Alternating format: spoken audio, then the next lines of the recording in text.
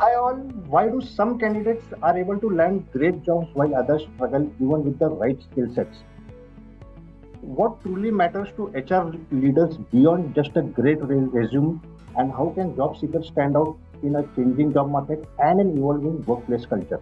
Hi all, welcome to Let's Hear It from Powered by My Job Factory. I am your host Ajay Ankar, and this is the podcast wherein we are really going to get candid with top industry leaders, HR heads, and CEOs who are working very hard to shape and reshape today's dynamic work environment. Joining with us today is one Mrs. Suchitra Karumanchi. She is a seasoned HR leader who has worked with multinational companies across industries.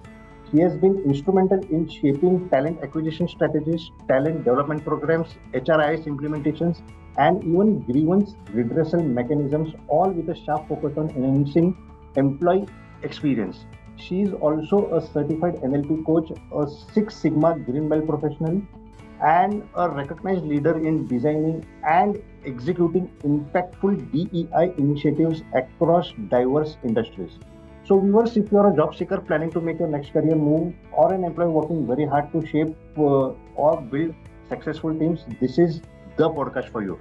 So, without wasting a single second, let's hear it from the horse's mouth.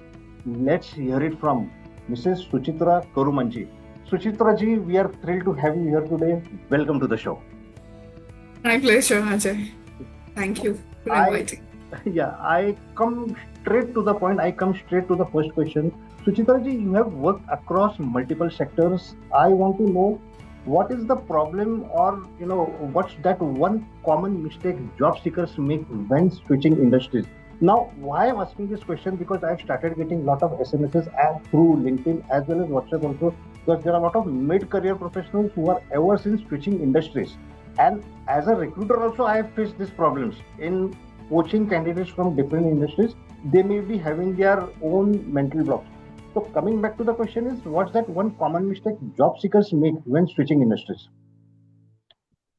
I think where people get wrong, or one thing they need to really focus while transitioning between industries, failing to translate their existing skills into the language and needs of the new industry. Let's say if I'm moving from an IT industry into a pharma industry, then when I'm appearing for the interview, my language, the skill set that I speak about, the problem statement, I think I should be able to relate it to the new industry that I'm appearing, Great. for the interview, using the jargon which the people may not understand. If I'm talking about SAP, Java, C++ resources, etc., and sitting in a pharmaceutical industry, that may not be, they may not be able to understand. So, what is it that is better is like reframe the experience using industry agnostic language, probably problem solving skills, the communication. This is how you need to talk about it. For example, you need to highlight your transferable skills Correct. tied to the outcome. So instead of saying I have led a clinical trials team, it's better and easy for the interviewer also to understand if you say I have led cross-functional teams to streamline the operations. So here Correct. you're talking about your ability and your skill set, and not just focused on a specific activity like, okay, I have led a clinical trials team. And I think you also need to understand what are the pain points of the new industry that you are getting into. Tailor your resume or the conversations with the interviewer to see how your current experience is going to, bring in a value add to the job that you're applying in the new industry. Exactly, this was And I the think this should be, yeah, this should help the, interviewers or the employers focus from, oh, I mean, you don't have a relevant experience to, yes, you can help us, and your skill set matters to us. It's about problem solving you're talking about, and not an issue that you have resolved in a specific team or skill set. Yeah. absolutely, absolutely. What a wonderful answer this is. But Suchitra ji, going forward, but the current job market is changing. The way companies are working is also changing. AI and automation are responsible for the way companies are changing their work ethics or the kind of work they are doing. So, what can candidates do to stand out and stay relevant in this new job market, taking into consideration automation and artificial intelligence, uh, getting into the way companies have started working? So now I think the entire world is being shaped by the automation and AI. So candidates can stand out by demonstrating a blend of the human-centric capabilities, tech fluency, and adaptive mindset, which is most important. Recently, I attended an Aon workshop, which was done on how AI is impacting, and that's where they have actually spoken about what can be replaced by AI and what cannot be replaced by AI. Certain things I think AI can be an enabler, but human is the right person to demonstrate. And I think we will never be able to have certain things replaced by AI. For example, empathy and emotional intelligence, influencing skills, communication, change management, bringing in that leadership. I think these are the things which will be evergreen skill set, no matter whether you have AI or automation or digitization in the industry. So they can actually, while explaining, bring in those examples where they have influenced the stakeholders, supported the transformation, led the teams through the change management in an outcome-based manner, so that you stand out as an applicant for that compared to the other people who may have the same skill set that you are bringing onto the table. So right. I move on to the next question very quickly, because the next question is on soft skills. Given the background of AI and automation, I still believe that soft skills are very important. So what are the top soft skills that matter today, and how can job seeker showcase them during interview? Top 3 or top 5 or even top 1, soft skills. Soft skills, or we can also call them as power skills, because they stand out every time, irrespective of the time period we're going to. Number one is the adaptability and agility, because I think change is a constant one. How quickly you're able to adapt is something which is important. Communication with clarity and an ability to influence your stakeholders, that's most important. Collaboration and teamwork, it's always, evergreen skill that is required. Problem solving and critical thinking, and last but not the least, the growth mindset and learning agility. These are the things which will stand out, in your interviews. And how do candidates showcase for your next question? So don't just say that you have, I've got the skill set, but tell them or walk them through the stories or examples. Be self-reflective. So what did you do? How did you grow? What did you achieve? And how did you leverage your skill set to solve a specific problem? So always the skills will shine best when we try and put it to the outcomes and show the impact and not just the effort. So example, if I'm talking about adaptability and agility. So why does it matter? Because change is constant, as I have already mentioned. So industries are changing, roles are changing, tools are evolving fast. And employers always need people who can be very flexible, agile, and then, take up those change and be the change leader. So now how do you explain or demonstrate that you have got that adaptability and agility? So talk about a story or an instance where you have actually played a pivotal role in handling an unexpected challenge. Maybe there was a new software which was installed, or maybe during the COVID times when everybody were figuring out what to do, how did you manage your team, etc. So these are the standout things that will actually help you, navigate through the interviews. So right. I quickly move to the next question. The next question could be your favorite question, because that is on DEI. Since you have led DEI initiatives, the question is very compact and simple. How can candidates from diverse backgrounds confidently showcase their strengths in a diverse teams? So candidates from the underrepresented groups or diversity, right. It can be diverse by gender, race, ethnicity, or whatever, right? Or it can be even socioeconomic background, or your education, or even sometimes the industry, right? Like you're coming in from an underrepresented group. Owning and confidently presenting your unique strength is something, which will help you. It's not just only about the personal branding, but about reframing the differences and the distinct value you bring in. So example, if I'm from a underrepresented community, so it would be better if I talk about and reframe my identity as a source of strength. For example, let's say instead of downplaying the background, we should embrace how it is a differentiator. So maybe I can say I can bring in a unique lens, shape my lived experience as a queer, which helped me approach challenges with empathy, resilience, and creativity. It helped me connect with diverse teams and customers more effectively. If this is how you present, you are actually bringing in the strength by being a diverse profile.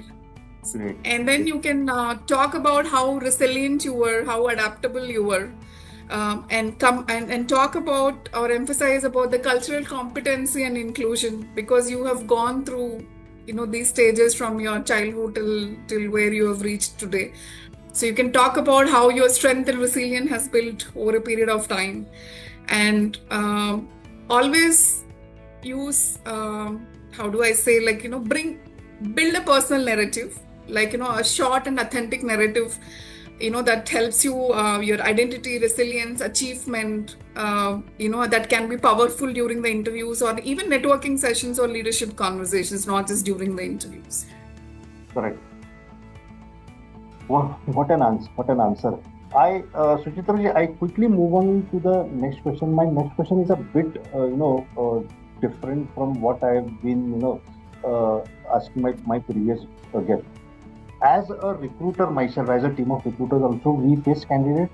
We have to face candidates who have faced repeated rejection, and at times it becomes very difficult for us to handle, because being very selfish, we only concentrate on the selected candidates. I mean, let me be very honest in this. I mean, I feel very sorry about that. Somewhere I feel that, they need some kind of, guidance or career counseling on this. Sometimes it comes into my mind, although I'm not a professional career counselor. So but I'm asking this question, if someone faces repeated rejections, and I've met these kind of candidates, what advice would you like to give them from both sides, as an HR leader and as a human being, from human being perspective also? Okay. So HR has human in it. So the answer would be the same. That's it. Yeah. Absolutely. Yeah. So facing rejections repeatedly is not a simple thing. It can be disheartening, and I have seen and I've felt the emotions what employees go through. Yes. May not be external interviews, even the internal, when we have these internal job postings, people do apply, and sometimes they get rejected in spite of applying for 3-4 IGPs. Mm-hmm. So what I suggest them or coach them is that rejections aren't always about you as a resource or an individual. There can be rejections which can be about the fitment of the role, the timing, the internal shifts, etc. And I always tell them, think from a hiring manager's shoes, and you have there are 10 people who applied for the interview, 2 of them are the best, and you still have to forcibly make a choice of selecting one out of those 2. So the moment we take no as a personalized one and emotionally attached to that one is when we cannot think about a forward step. So the first thing you need to do is depersonalize yourself, and that will help you preserve your motivation and energy. Okay, now, so not every organization or the hiring manager gives the feedback why the profile has been rejected. So you can always seek feedback, but it's rarely given in the external forum. So try and seek for it, at least to the recruitment POC who is in connect with you, scheduling the interviews, that you would appreciate the feedback. Or maybe if you have a series of interviews from there are companies who does 4 rounds of interviews or 5, probably during those conversations you can actually check as well. And then if it is during the internal job postings, if you're getting rejected, I think you have hiring managers who are there within the organization, take that feedback. If at all you have a mentor or a coach, whether inside the organization or outside, discuss about this with them. Talk openly about how the interview went, what were your answers, etc. And seek that feedback where you can improve. Also, sometimes, because my resume, my way of looking at things, I might be thinking, oh, I have done the best. But, having another view on it, maybe through subject matter expert or through the industry experts or your mentor or coach will help you actually, they can review and suggest, okay, I think your resume needs these changes, or maybe the way you're presenting requires some changes. So first and most important is Yes, yes, Like, don't take rejection as right. personal thing. Start Yes, working on the action, like what you can do. yes. You have actually spilled the beans. Suchitra ji, I quickly move on to the next question. Next question again is a very different question. It's on job gaps. 2 decades ago, job gap on a resume was a taboo. I have personally undergone that experience. Now, although job gap is not a taboo, but for those candidates who are returning to work after a break, maybe it may be a pregnancy break for a woman or a sabbatical break, whatever. But so, how do you look towards those candidates beyond the resume gap? What are your parameters? How do you assess those candidates?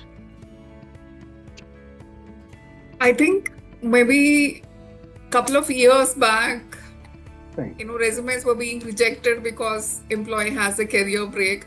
right, I think now organizations are actually competing to hire those candidates because they wanted to give another opportunity for these women with career breaks as part of the DE&I initiatives. I myself, I have a career break. When I was through my pregnancy journey, I have taken a break and I joined the workforce only after my son turned 1.5, 2 years old. So whenever you're coming back to the industry, so don't just lose touch with the industry or the skill set. correct, You might be busy for whatever reason you have taken the break, but stay in touch with the subject. Maybe going through the articles when you find some time, staying in touch with the industry experts. Maybe find a coach or a mentor who can, or even your ex-colleagues, right? Just to understand what's happening around in the industry. So I think when employees come back, we are not going to really evaluate them on just only on the skill set, but how adaptable they are, and then whether they have this clarity of purpose and if efforts, if they have put in anything to stay relevant to the industry, etc. And now, sometimes I think even during the breaks, let's say if you have taken it for a dependent care, right? I mean, those are the timings where you improve your empathy, your resilience, your time management. So if you can showcase this during the interviews, I think that adds value. correct. So things have changed, time has changed. I don't think career breaks is something which is actually stopping anybody from getting back. As long as you can showcase that you are trying to be in touch with the industry and completely prepared to get back onto the track. Absolutely, absolutely. What an intelligent and a very smart answer. But I quickly move on to the next question. My next question is actually this is from my side also. See, we as a recruiter, we line up so many candidates. We have been doing recruitment as a team collectively. We have got a recruitment experience around 20 years. But when it comes to there are many candidates who get rejected in the third round or the fourth round or even the final round also, despite the fact that they have got the right kind of qualities, the right kind of experience, the right kind of skill sets, and the right kind of education also. After taking feedback from the HR, we come to know that he has said something that has put off the interviewer. So what is those things that candidates should never say during an interview, especially when it comes to interviewing in a global multinational company? Okay, so what puts off the interview, probably I may not be able to crack it, but some of the things that I can share, which I heard from the interview panels or myself as an interviewer, appearing to be unprepared or unresearched about the organization that you're appearing for interview. Because when you ask them, like, okay, why do you want to join this organization or what do you know about the company? Sometimes I think there are these standard 2-3 words that they would have got it from the internet, Google, the first page, the web page, but not really understanding it. I don't want them to read the P&L statements, but at least what is this company all about? What's its mission? Who are its clients? What are their products, etc. At least some research about that showcases the interest the candidate has in securing the job with the organization. Yes. Second is criticizing their former employers or managers. When we ask them, like, why are you looking for a change? I think I had a very tough time in my previous organization. I think the company, I did not like the culture, or I did not like the manager. So people do think, in case if he has so many problems, probably we are not sure whether he's he will be able to well integrate in our organization. Many So that candidates is another. do this mistake. Yeah. Absolutely. And Carry on, and yeah. the third and most common mistake is using the jargon, which is very company specific. You easily use, oh, that BU manager, but BU is a business unit in your current organization, but the future or the current, I mean, the employer who is interviewing you may not know what BU stands for, right? So whenever you're explaining the answers, always try and understand that, like, not use your company specific jargon or very technical this one when you're talking to the interviewers. So let's say in an HR round, you're sitting and talking too technical. Maybe in the technical interview it matters, but when you speak in the HR round, probably you need to talk about the other skill set as well, right? As we was talking about the change management, learning agility, etc. So if you come and speak like too much of a jargon, which your latest employee doesn't understand, then they will be like, okay, what's this person talking about? Right. Such a realistic and an insightful answer. Suchitra, I quickly move on to the next question. Next question is again a different angle. There are a lot of avenues to hire candidates. Typically, executive search firms, job portals, even social media platforms. And there is one major avenue is employee referrals. So what, employee referral teams. So what role do internal referrals really play, and how can job seekers, access those employee referrals, ethically or in the right way to get into any company? I totally agree that internal referrals can significantly boost a candidate's visibility and credibility during the hiring process. But yeah, of course, it doesn't guarantee selection. See, the key is to actually build a genuine relationship, not just ask for favors. Okay, I mean, I see people randomly connect on LinkedIn and say, oh, can you please refer me for this position? I try and explain them. Referrals are given to those people whom you would have worked or know about their work or something at least, not randomly whom you meet in a conference or on LinkedIn. So whenever you approach the organization's employees, talk to them with curiosity, be specific in the ask, respect the time and the boundaries as well. That's important. Make it easy for them also to help and follow up, right? I mean, ethical networking, I would say, builds a long-term trust. It's not like, okay, you have a position in your company, like I want to connect with you and I want you to refer me for this position. I don't think that is going to sustain, because neither the person who is referring you would be interested to do it unless probably they have this monetary benefit of referral bonus. So stay in touch with the industry, talk to people, take their guidance. Again, give preference to their time and availability as well, because this is over and above their regular jobs. Yeah. I understand. Suchitra, when it comes to assessing candidates, you assess on strengths and weaknesses, even personality traits like the way he carries himself in the interview room. So can you share one example where some candidate has turned his weakness into a hiring strength during an interview? I mean, this is a very weird question, but then this. No, we did have. Yes, it's turning into advantage. Probably we are like years back when we were interviewing for a role and group discussion was part of the hiring process. So there was a written test, and after that there was a group discussion, and then the personal interview. So, and this discussion was happening with this group discussion was happening, I think, with around 4 to 5 people in the room. And one of the candidates, she was from with a very humble background. I think she did her graduation from maybe a remote town kind of a thing. So she was competing with the rest of the group who came in from a tier 1 kind of a city, reputed institutions, have this fluent English communication, polished presence and communication skills. So at first this girl appeared to be slightly nervous, but she was speaking slowly with a pace and then without using any jargon or a corporate lingo. As the discussion progressed, actually she gained confidence. She was able to articulate her thoughts with clarity citing examples that were very simple, relatable, grounded in real experiences. Even so, during group discussions, there are people talking about the points. You have to actually agree for few, disagree for few. Even when she had to disagree, did it with logic and respect and not really raising her volume. And by the end, the panel unanimously agreed to extend an offer to her. And what stood out actually during in the feedback was that her choice of the words were refreshingly simple, clear, and perfectly suited for the role that we were hiring. People were able to easily understand what she was trying to communicate, and without this jargon, to win in the group discussion. I think that actually, and I remember it still well, like how she changed it. Yeah. It is still there in your mind. So, Suchitra ji, I come to the last question, last but not the least.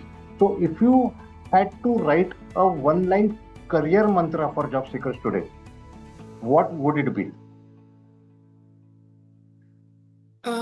Lead with your value, learn with humility, and let your authenticity do the heavy lifting. So I think people with values, ethics, and integrity, they always outshine. Great. So as mentioned earlier, Suchitra ji, we are coming to a surprising element which I called it as a rapid fire question. I come straight to the point. One quality you instantly notice in a candidate. Integrity. Wow. Your favorite part about working in HR? I think this is a place where you can make difference in the lives of people around you, and that's what I love in HR role. Great. One soft skill every job seeker must have. There are many, but probably I would say learning agility. Wow, learnability is coming up again and again. Diversity, equity, or inclusion, which is the closest to your heart?